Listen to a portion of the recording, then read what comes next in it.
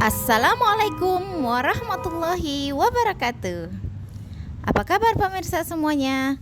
Kali ini saya akan menceritakan sebuah kisah yang berjudul Hidup Sendiri di Kampung Mati. Tanpa berlama-lama kita langsung ke ceritanya. Nara masih sangat ingat kejadian waktu itu. Kala itu Nara masih duduk di bangku kelas 2 SD.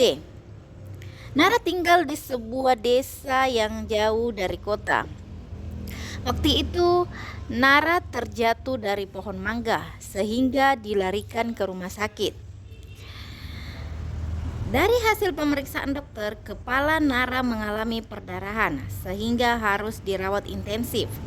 Kakinya juga terkilir sehingga perlu waktu yang lumayan lama untuk sembuh.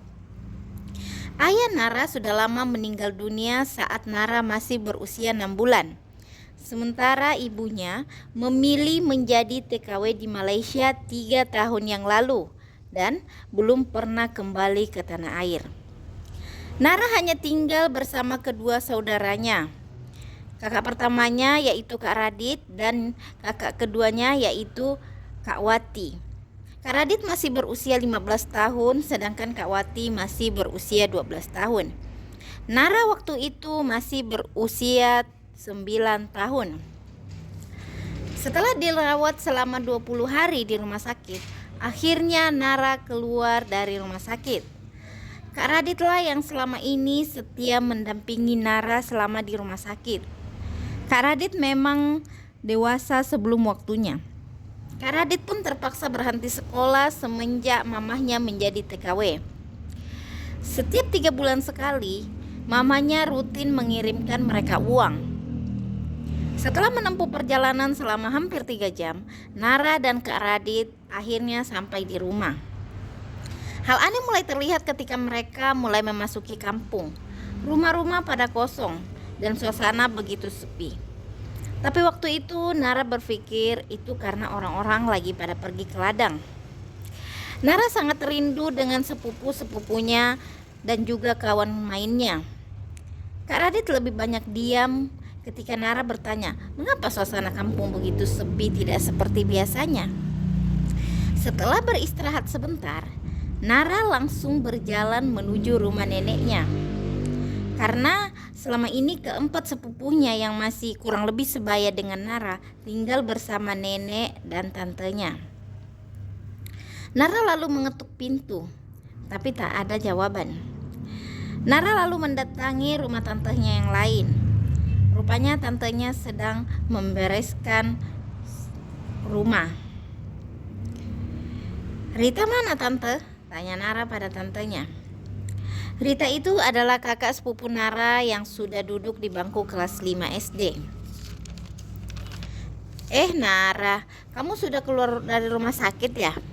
Maaf ya, tante tidak sempat jenguk, soalnya tante sibuk. Tante beres-beres, tante mau kemana? Tanya Nara. Loh, Nara tidak tahu kalau tante akan pindah. Tante mau pindah kemana? Tante mau pindah ke kampung sebelah. Rumah tante ini akan digusur untuk perlebaran jalan. Begitu juga dengan tetangga yang lain yang tinggal di pinggir jalan. Mereka semua pindah. Sedikit informasi bahwa hanya beberapa rumah yang memang letaknya tidak di pinggir jalan, termasuk rumahnya Nara. Sedangkan rumah nenek dan tante serta omnya berada di pinggir jalan. Tantenya lalu menceritakan bahwa kampung mereka akan dilakukan pelebaran jalan karena akan dibuka pertambangan di kampung mereka. Hampir semua kepala keluarga yang sudah mendapatkan ganti rugi akan pindah. Jadi hanya beberapa kepala keluarga saja yang tidak pindah, termasuk keluarga Nara. Karena rumah Nara memang tidak terkena gusur. Karena dia tidak terletak di pinggir jalan. Jadi nenek, om, dan tante pindah ya? Tanya Nara. Iya, jawab tantenya. Nara juga mau pindah tante. Kalau semua pindah, nanti Nara main sama siapa? Lah kan ada Wati sama Radit kakakmu. Kak Wati dan Kak Radit sibuk kerja tante. Sudahlah Nara, Kamu sabar saja di sini. Suatu saat kalau mamamu pulang, kalian boleh pindah juga ke kampung sebelah. Nara begitu sedih mengetahui mereka akan pindah. Nara lalu menemui Kak Radit. Kak, kita pindah juga yuk ke kampung sebelah. Gak bisa Nara. Mereka yang pindah itu karena mereka mendapat ganti rugi lahan. Sedangkan kita tidak. Tapi Nara mau pindah. Nara mau ikut nenek, om dan tante dan sepupu-sepupu. Di sini Nara tidak ada kawan main. Nara, kamu yang sabar ya. Nanti jika perusahaan itu jadi buka, pasti di sini ramai. Bujuk Kak Radit. Nara maunya main sama kawan-kawan dan sepupu kita, Kak. Nara, terserah kamu saja. Kakak tidak akan pindah. Rumah yang kita tempati ini satu-satunya harta kita. Kak, kenapa kita nggak punya ladang? Nenek kan punya banyak ladang. Pasti nenek ngasih kita kalau kita minta. Nara, jangan sekali kamu meminta apapun sama nenek, om, ataupun tante. Itu pesan mama. Nara terdiam. Nara bingung mengapa Kak Radit ngomong seperti itu. Padahal menurut Nara, nenek, om, dan tantenya semuanya baik.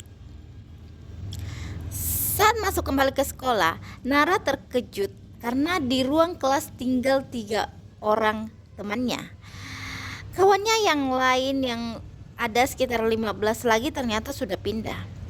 Nara pikir mereka hanya pindah rumah, tapi ternyata mereka juga pindah sekolah.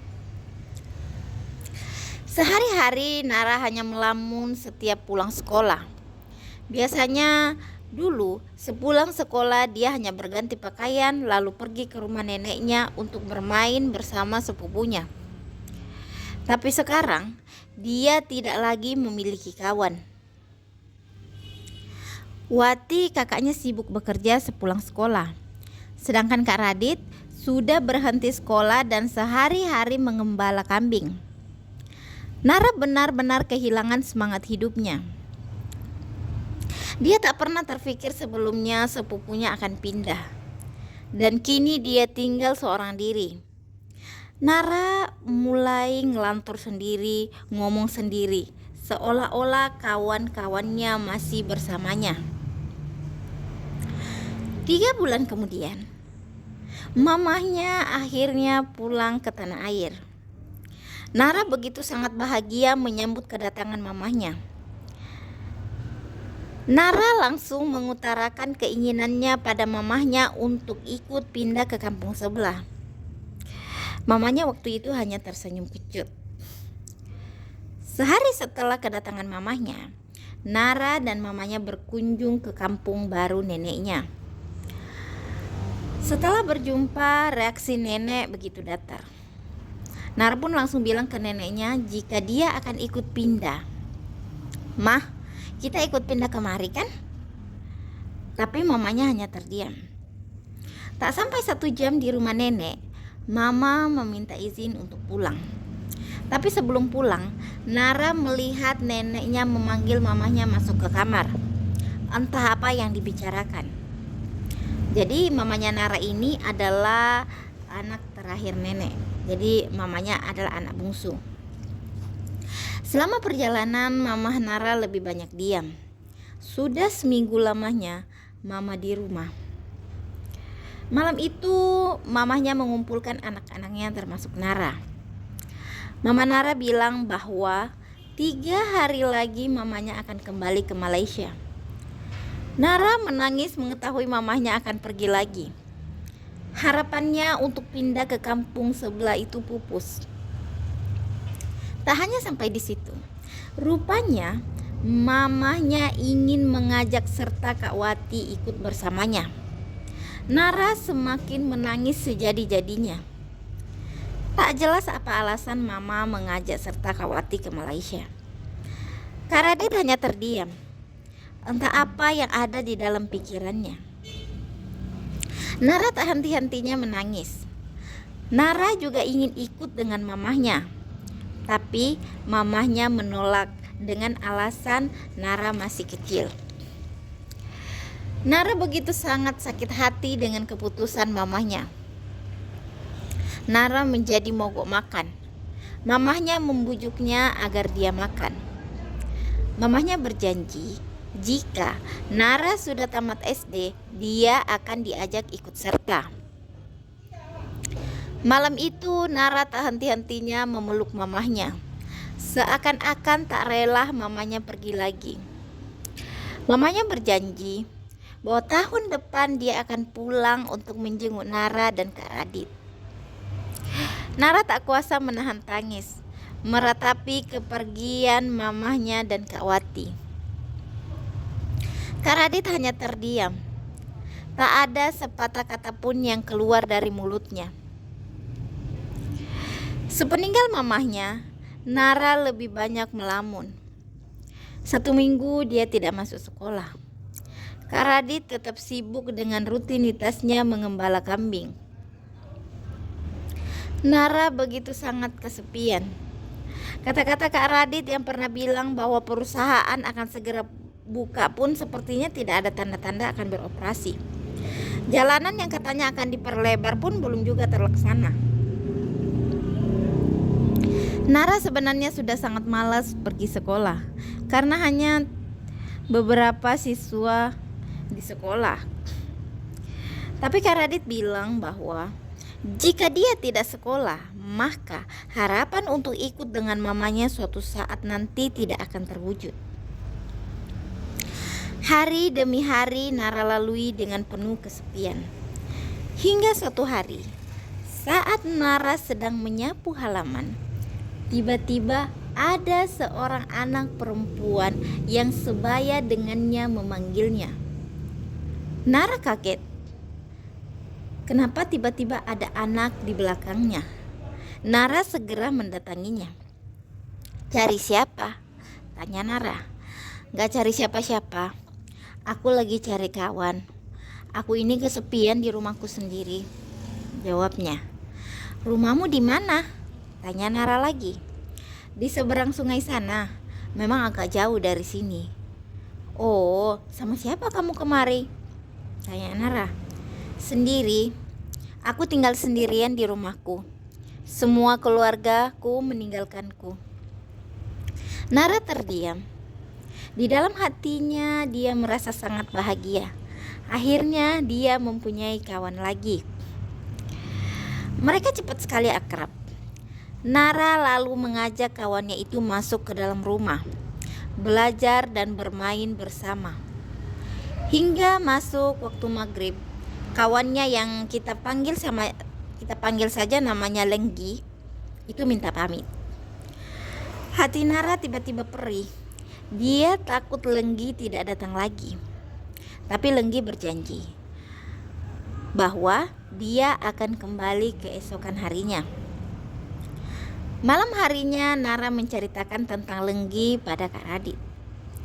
Nara, di seberang sungai itu tidak ada rumah. Kamu jangan menghayal deh. Benar Kak, Lenggi itu beneran ada. Tadi aku sempat bermain dan belajar bersama. Ya sudah, mungkin yang kamu maksud itu pendatang baru di ujung kampung sana.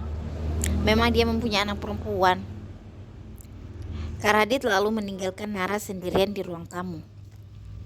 Esok harinya, Nara tidak mau masuk sekolah karena dia ingin menunggu Lenggi. Tapi Kak Radit marah. Melihat Kak Radit marah, Nara terpaksa masuk sekolah. Hari-hari Nara sedikit demi sedikit mulai ceria kembali setelah kehadiran Lenggi yang sangat berarti dalam dirinya. Nara sangat takut jika Lenggi lambat atau sedikit saja datang ke rumahnya. Baginya Lenggi sudah seperti malaikat. Hingga tak terasa sudah setahun Nara dan Lenggi berkawan. Nara pun sudah tak lagi bercerita apapun tentang Lenggi pada Kak Radit, karena Kak Radit terlalu sibuk dengan kegiatannya.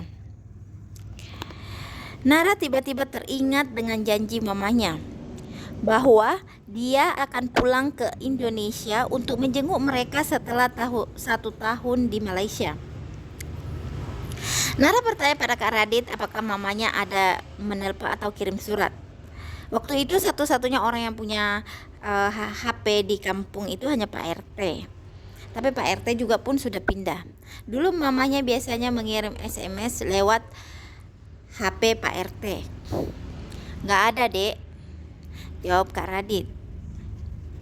Lagi-lagi Nara kecewa karena mamahnya mengingkari janjinya. Di saat Nara begitu sedih, Lenggi selalu hadir menghiburnya. Hubungan Nara dan Lenggi pun semakin erat. Suatu hari menjelang sore, Nara begitu gelisah karena sudah hampir masuk waktu maghrib, tapi Kak Radit belum juga pulang. Biasanya Kak Radit pulang dari ladang itu paling lambat jam 5 sore. Nara menunggu Kak Radit di depan rumah ditemani oleh Lenggi. Tapi sudah masuk waktu Isya, Kak Radit tak kunjung datang. Nara begitu gelisah. Dia ingin mencari Kak Radit, tapi suasana begitu gelap. Malam itu, Nara tidak bisa tidur memikirkan Kak Radit. Rasa takut kehilangan kini mulai menghantuinya. Pagi-pagi sekali, Nara berlari ke arah ladang tempat Kak Radit biasanya mengembala kambing. Setelah keliling-keliling mencari, betapa terkejutnya Nara melihat di bawah pohon bambu ada seekor ular piton yang perutnya sangat besar. Nara ketakutan. Dia segera berlari dan berteriak-teriak minta tolong. Tapi tak ada yang mendengarnya. Setelah cukup jauh berlari, Nara akhirnya bertemu dengan seorang bapak-bapak yang hendak ke ladangnya. Nara lalu menceritakan tentang kakaknya dan ular piton yang dilihatnya. Bapak-bapak itu segera berlari ke tempat yang ditunjuk oleh Nara. Dan bapak itu memastikan bahwa ular piton itu sepertinya telah menelan sesuatu, entah itu hewan atau manusia. Nara mulai ketakutan. Dia sangat berharap yang diterkam ular itu bukanlah kakaknya, Kak Radit. Bapak itu lalu pergi mencari pertolongan. Agak lama bapak itu pergi karena memang di kampung hanya tinggal beberapa orang saja. Nara tidak ikut bersama bapak itu. Dia menatap ular itu dari kejauhan. Air matanya jatuh membasahi pipinya. Tak mungkin itu Kak Radit, tak mungkin. Itu pasti bukan Kak Radit. Dia membentur-benturkan kepalanya ke batang pohon. Setelah sekitar 1 jam bapak itu pergi. Akhirnya dia kembali bersama 2 orang lainnya. Mereka lalu mengeksekusi ular itu dan membelah perutnya. Badan Nara seketika bergetar melihat bapak itu mulai mengeluarkan sepatu boot dari perut ular. Tak salah lagi, itu sepatu boot milik Kak Radit. Nara begitu histeris hingga tak sadarkan diri. Setelah siuman, Nara ternyata sudah ada di rumahnya. Nara seketika melihat goni yang penuh bercak merah. Tak salah lagi, itu pasti jenazah Kak Radit. Nara kembali histeris. Dia menangis sejadi-jadinya. Rasa takut kehilangan kembali muncul. Dia kembali membentur-benturkan kepalanya ke tembok. Sore hari, jenazah Kak Radit yang sudah tidak utuh lagi akhirnya dimakamkan. Nenek, om, dan tantenya juga hadir. Tapi Mama dan Kak Wati belum tahu tentang meninggalnya Kak Radit. Nara masih sangat ingat pagi itu sebelum Kak Radit ke ladang. Tak biasanya Kak Radit menyuapi nasi pada Nara. Lalu dia mengelus-ngelus rambutnya. Kak Radit lalu memeluknya erat. Dia memeluknya begitu lama. Kak Radit berkata bahwa suatu saat Nara pasti akan bahagia. Kak Radit lalu bilang bahwa dia sangat menyayangi Nara sampai kapanpun. Dia tidak akan pernah meninggalkan Nara sendirian di kampung mati ini. Setelah itu Kak Radit berpamitan untuk ke ladang. Nara begitu terpukul. Ternyata Kak Radit tidak menepati janjinya. Kedatangan nenek, om, dan tantenya tak bisa mengurangi kesedihannya. Kenangan tentang Kak Radit kini membayanginya. Sejak mamanya menjadi TKW, Kak Raditlah yang merawatnya.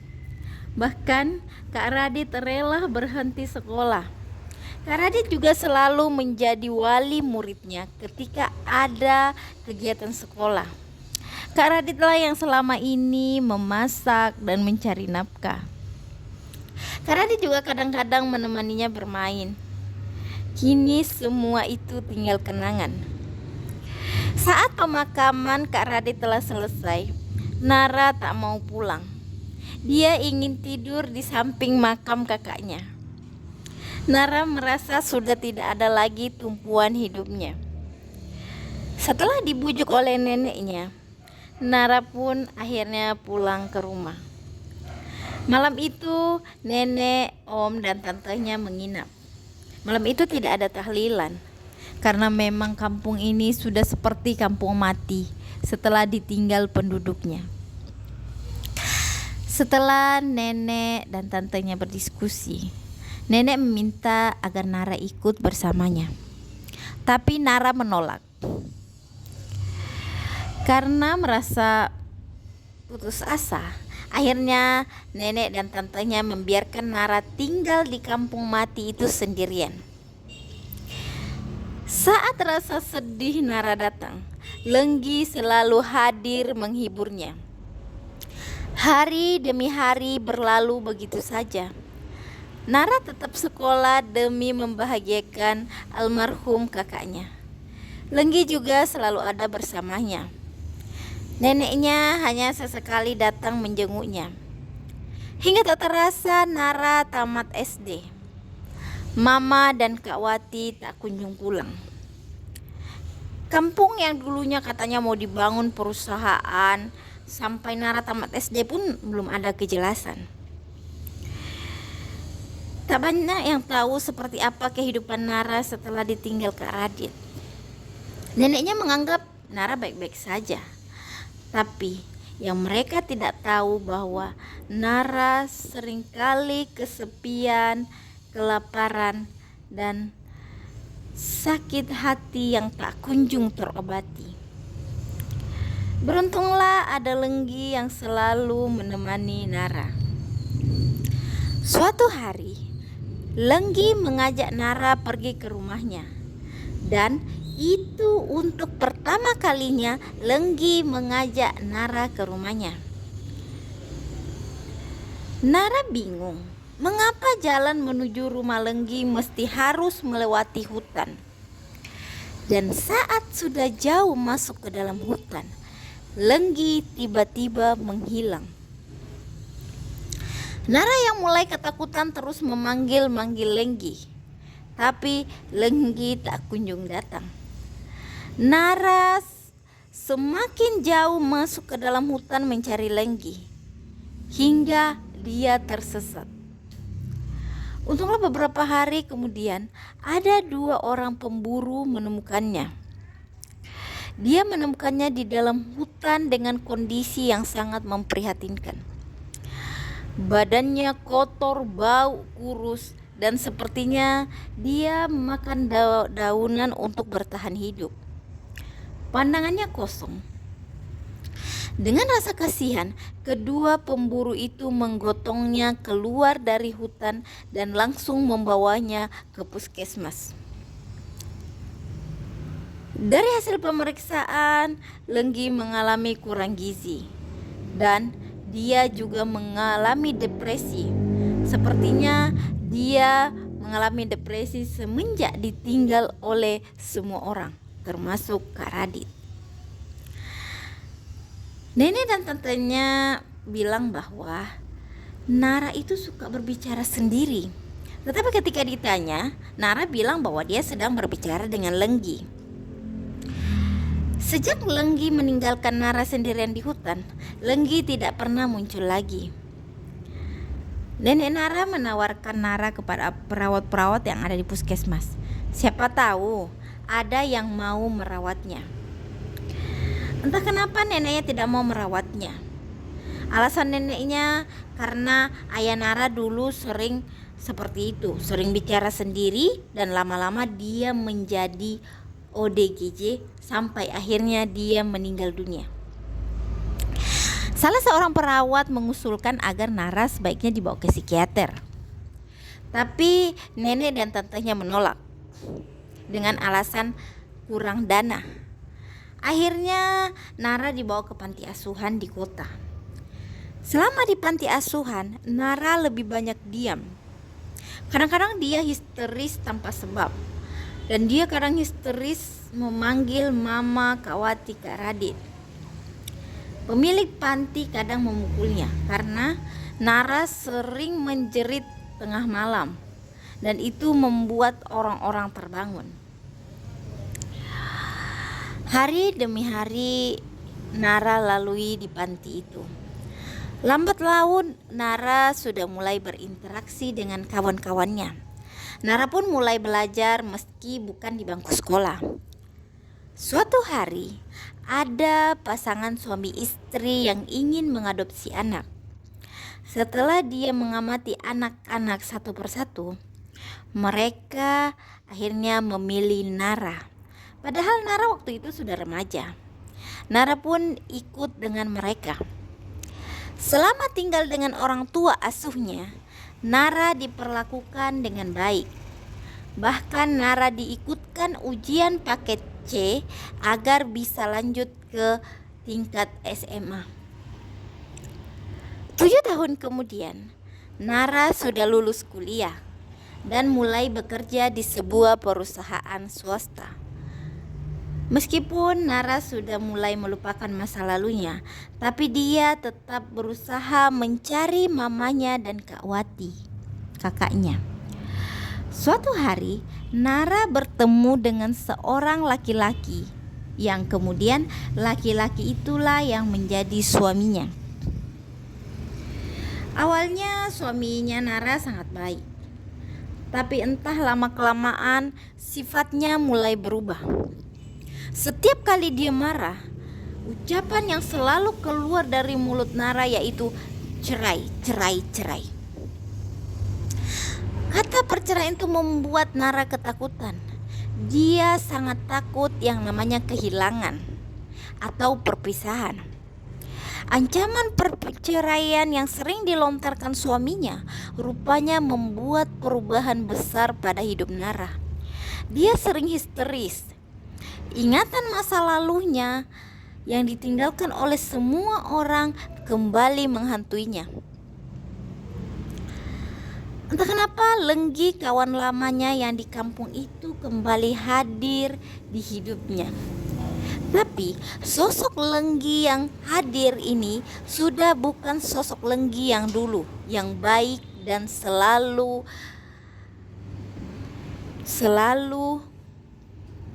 mengajaknya berbicara. Lenggi yang sekarang itu lebih sering mengejek dan merendahkan Nara. Dan hal itu membuat Nara semakin depresi. Dia sering menyakiti dirinya sendiri. Untunglah mama angkatnya segera mengetahui kondisinya dan langsung membawa ke psikiater. Dan hasil pemeriksaan, Nara sepertinya mengidap gangguan mental atau delusi. Suaminya yang mengetahui Nara mengalami gangguan mental lalu menceraikannya. Saat kondisi Nara sudah mulai membaik, dia menceritakan tentang masa lalunya termasuk Lenggi kawannya pada psikiater itu. Dan psikiater itu bilang bahwa sosok Lenggi itu sepertinya tidak pernah ada. Sosok itu adalah sosok yang Nara hadirkan sendiri di dalam pikirannya.